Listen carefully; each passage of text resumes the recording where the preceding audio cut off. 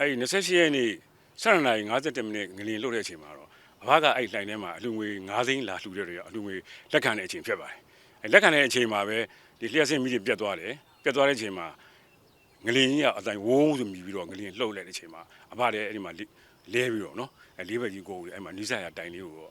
့ဖက်ထားလိုက်တယ်ကျန်တဲ့ဖျားဘူးတွေကိုတော့အပြုံထုတ်ဖို့အဘအော်ပြောလိုက်တယ်ငလျင်ကဘယ်လိုခေါ်မလဲဆိုတော့ပကက်တဲကိုလွှဲလိုက်သူလိုပဲဖြစ်သွားတာလေအဲ့လိုဆွဲလုပ်လိုက်ဆိုတော့လူလည်းရက်လို့မရဘူးရှေ့လည်းသွားလို့နောက်လို့အဲ့ဒါနေလေးဘက်ကုန်ပြီးအဘဆိုအဲ့လိုလှိုင်ထဲမှာနေလိုက်ရတာပုဂ္ဂိုလ်တော်စိတ်ထဲမှာတော့ဘယ်လိုဖြစ်လို့ဆိုတော့ငါတော့သွားပြီးအောင်ပြေးတယ်လေအဲ့ဒီလှိုင်ထဲမှာဒါနဲ့တိရလိုက်တာဒီဖျားကြီးရဲ့ငလျင်တန်ကရှစ်ကျော်တော်ခံနိုင်တယ်ဒီကောင်6လောက်တော့မရှိဘူးဆိုတော့စိတ်ထဲမှာအတွေးရှိတယ်နောက်ပြီးတော့အဲ့ဒီအချိန်မှာလေတိုင်ကြီးကိုဖက်ထားတဲ့အချိန်မှာလေဖျားဂါထာတွေရောဘာလဲဒီဟာတွေပြီးစတဲ့တော့ကပရန်ဆက်လေးရဲ့ယူပြီးတဲ့အချိန်မှာလှုပ်တယ်အဲ့ဒီဖြစ်တဲ့အချိန်မှာလေအဘတိုင်ခံနေတယ်ဟလာတော်တော်ချမ်းသာဆူတောင်းပြီးတယ်အဘလည်းခုနတာမို့ဒီဂါထာတွေညွတ်နေတာပေါ့နော်အဲ့ညွတ်နေချိန်မှာ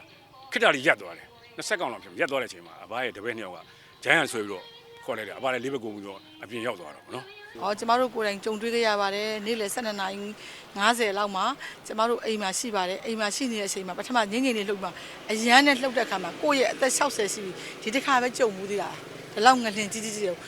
းကိုယ့်ရဲ့ဝင်းတွေကကလေးစားကြီးတောင်ပြောင်းပြန်ဖြစ်မှာကြောက်ရတယ်ကြောက်ပြီးဖျားပဲတနေရတာ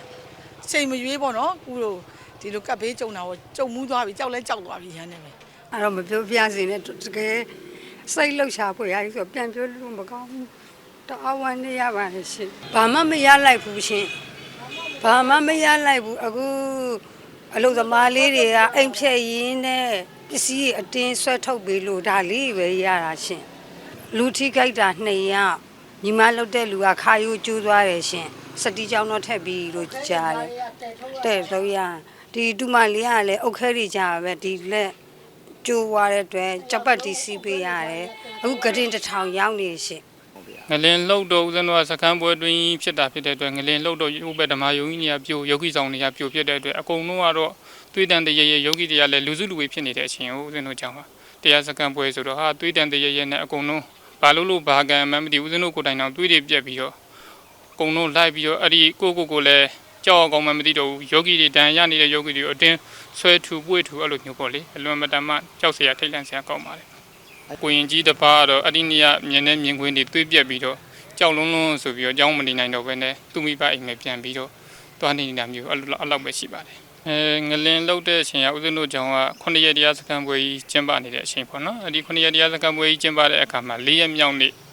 နေလကင်းတနာရီကနေပြီးတော့2နာရီဆရာတော်ကြီးတရားနာတဲ့အချိန်ပေါ့ဆရာတော်ကြီးတရားနာဖို့ယောဂီတွေ15မိနစ်ကြိုပြီးတန်းစီနေတဲ့အချိန်မှာငလင်လောက်ခတ်သွားတာပါအဲ့လိုငလင်လောက်ခတ်သွားတဲ့အတွက်ဓမ္မယုံကြီးပြိုသွားတယ်ယောဂီဆောင်အကြီး6ဆောင်ပြိုသွားတယ်ပေါ့လေအဲ့တော့အလုံးတေဆုံးနာကယောဂီရတော့15ဦးပေါ့တန်ဃာတော်2ပါးတိရရှင်3ပါးအလုံးတေဆုံးနာကတော့ဦး20ပေါ့လေရောင်း20ရှိပါတယ်ထိခိုက်ဒဏ်ရာရတာတွေကတော့အများကြီးပေါ့ယောဂီက200လောက်ရှိတာဆိုကျွန်တော်တို့မိသားစု3ယောက်လုံးကအဲ့ဒီကအပြင်ရောက်နေတဲ့အတွက်အိမ်မှာမရှိဘူးအိမ်မှာမရှိတဲ့ခါကျတော့မိသားစုကတော့ဘာမှမဖြစ်ဘူး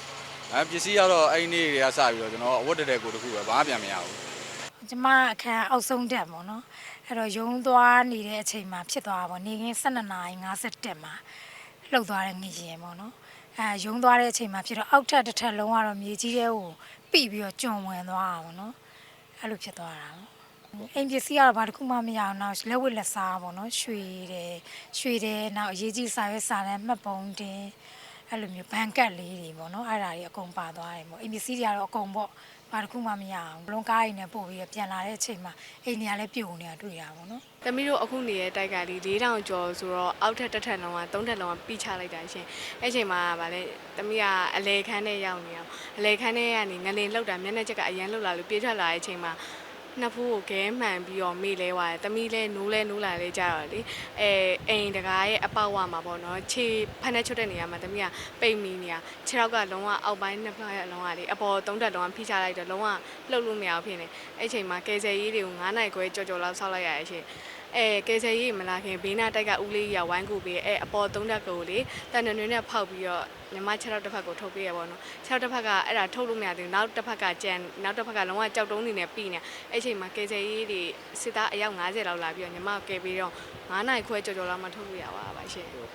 အဘတယောက်ကတော့ဆုံးရပါရှင်ညီမရဲ့အဘရဲ့အဲ့ချိန်တော့အကုန်လုံးကယုံသွားတဲ့အချိန်ဖြစ်တော့တဲ့အောက်တက်မှာဒီမိသားစုဝင်နေဆိုလို့ညီမတို့3ယောက်ပဲကြံခဲ့ညီမလေးရဲ့ညီမရဲ့အဘရဲ့ပဲကြံခဲ့အမေကယုံသွားတဲ့အချိန်ပေါ့နော်အကုန်လုံးကယုံသွားတဲ့အချိန်ဖြစ်နေတော့အဘကကြတော့ဆုံးရပါရှင်အဲ့ချိန်တော့ငလေးအရန်လောက်တော့ကနေပိတ်မိနေတဲ့အချိန်တော့အရန်ကြောက်နေပါ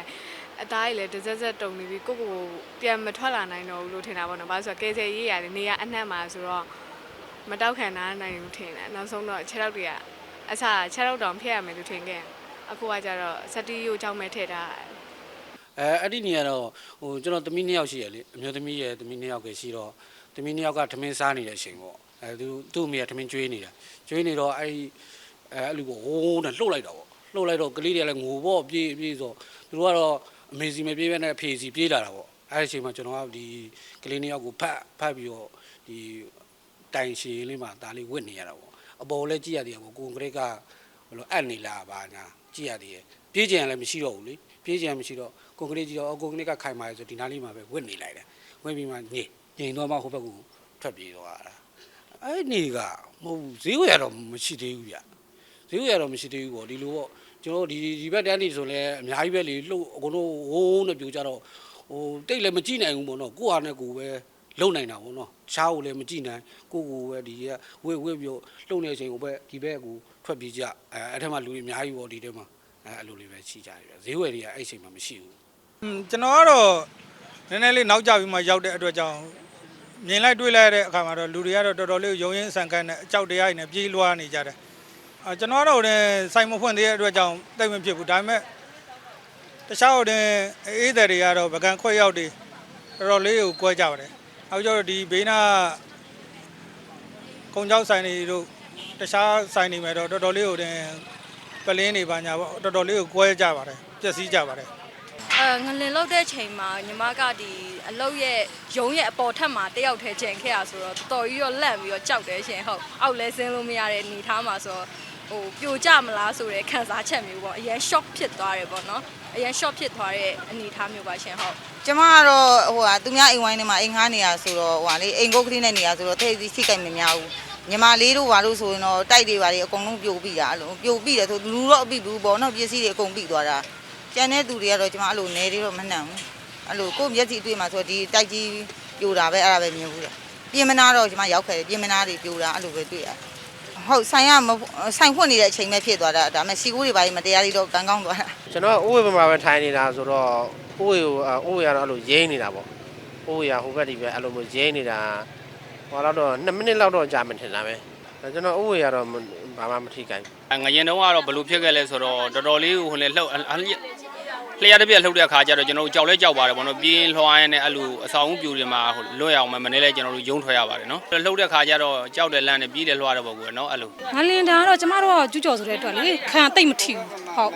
ဟုတ်အလုံးတွေကပြိုသွားတဲ့အခါကျတော့အဲ့ဒါကြီးမြင်ပြီးတော့လျှက်တစ်ပြက်ထိတ်လန့်သွားပါတယ်ရှင်ဟုတ်တခါမှမကြုံဘူးတဲ့အရာကြီးလေတသက်မှာလေ38နှစ်ရှိပြီကျမအသက်က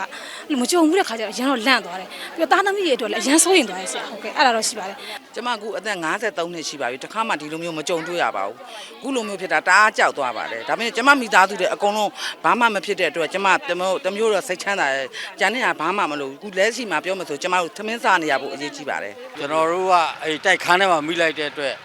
တော်တော်ကိုစိတ်ကလှုပ်ရှားသွားတာပါဒါတေးပြီလို့မှတ်တာကျွန်တော်တို့ကတိုက်ပြိုပြီးတေးပြီလို့ပဲမှတ်တာဒါကံကောင်းလို့ပဲတိုက်မပြိုတာမတေးတာလို့ပဲထင်ရတာပေါ့အဲ့ဒီအချိန်မှာဘယ်တော့မှမကြုံဘူးတဲ့ဟာဆိုတော့ဟိုအောက်ဆင်းရမှာလဲဟိုမလုပ်တော့ဘူးကျွန်တော်တို့အဲ့လိုကိုground ဆောက်ချားကိုဖြစ်သွားပါတယ်ဒီလိုဟာမျိုးတစ်ခါမှမကြုံဘူးဒါတကယ်အပြင်းထန်ဆုံးတဘာဝဘေးလို့ပဲကျွန်တော်တို့ယုံယူဆတယ်ပေါ့လင်းဖြစ်သွားတဲ့နေရာဆိုရင်တော့ဒီလှုပ်တာပေါ့လေလှုပ်တဲ့ခါကျတော့ကျွန်တော်တို့ကမြင်ညီတတ်ဆိုတော့ခါကျတော့ပို့ပြီးတော့တိတာပေါ့တိတဲ့ခါကျတော့လှုပ်ချင်းပဲအကုန်လုံးအပြင်ပြေးထွက်ပြီးတော့လွတ်အကျွတ်ရမှာထိုင်နေကြရတာပေါ့ဟုတ်အကုန်လုံးဘေးကင်းကြပါတယ်ဟုတ်